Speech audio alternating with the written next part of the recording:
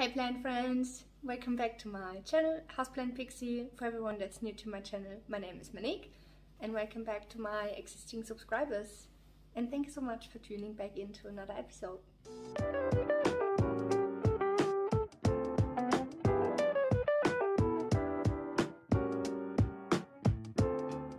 In today's episode, we talk about the Cthenanthe oppenheimiana. I have this in my lounge room and was well overdue for a repot and a trim, and I thought while I'm at it I just divided. And yeah, one of my friends, it's her birthday on Monday and she's getting that, she'll get that as a birthday present. With that plant, it's getting mixed up with the Cthenanthe grey star a lot.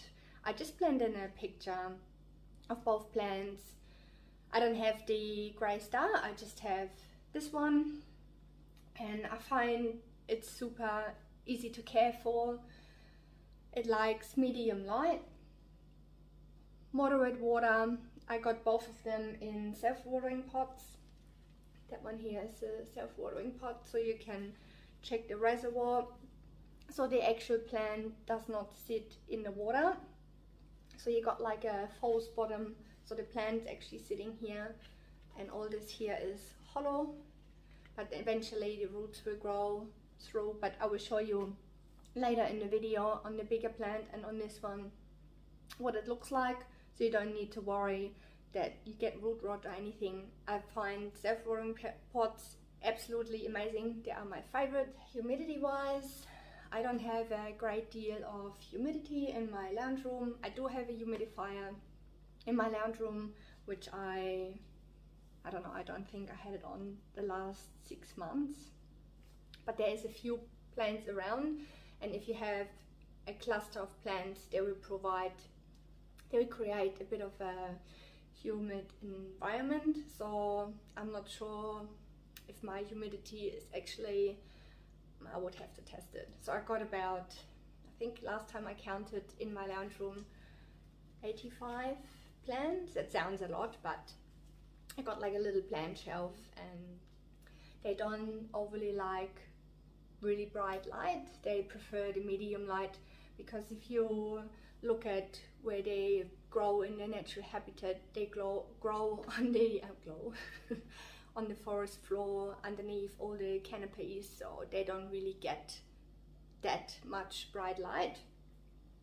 The soil mixture, I mix perlite, orchard barks, and this brown stuff is koi, which I mixed in this time, which is great. It retains the moisture a bit more.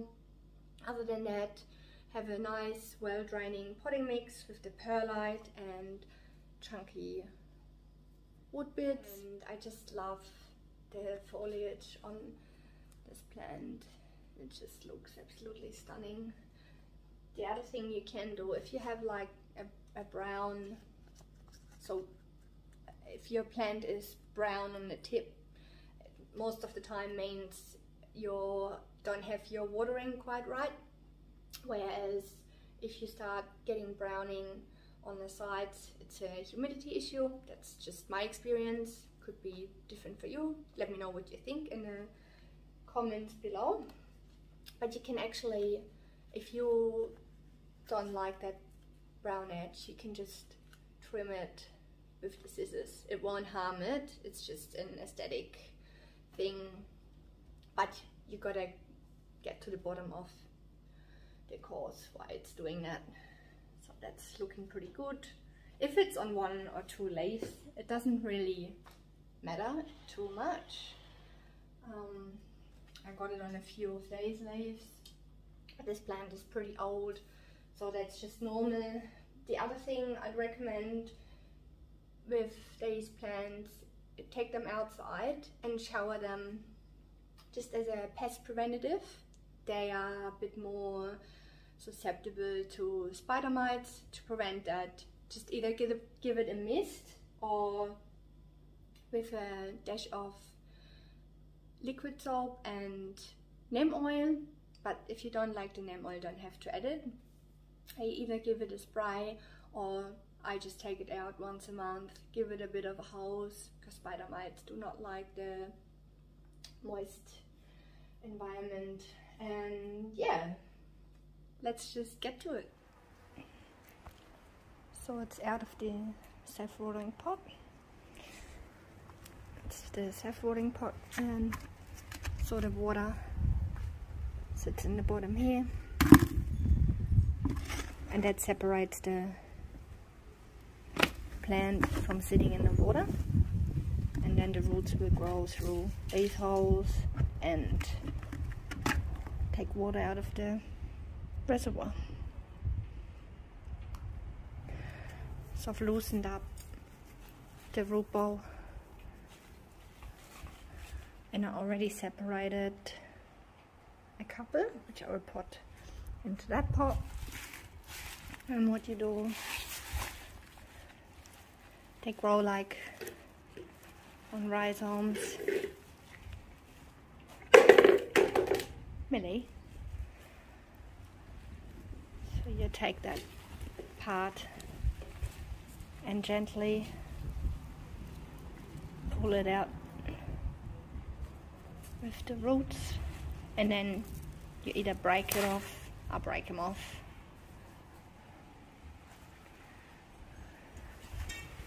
And then you can plant them, but you can also cut them off. Same thing, self-watering pot.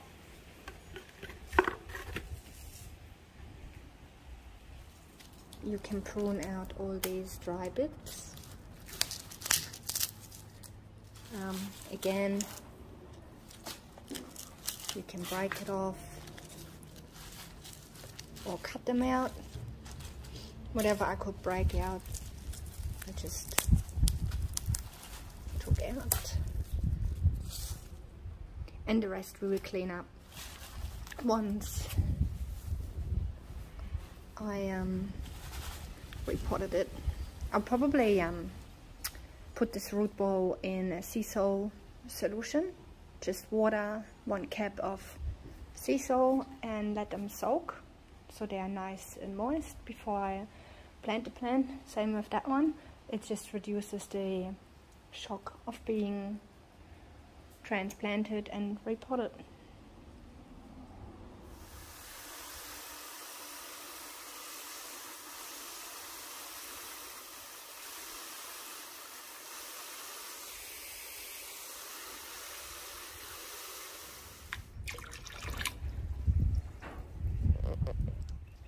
So yeah, just a little sip of the sea salt solution, and then just grab it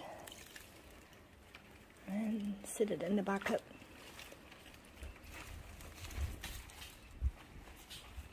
Millie. Some of this. And we're just gonna, dogs love it, so it's nice and stinky. The sea salt is not a fertilizer, it's just a tonic. Just gonna let that soak for half an hour, and then we pot it up.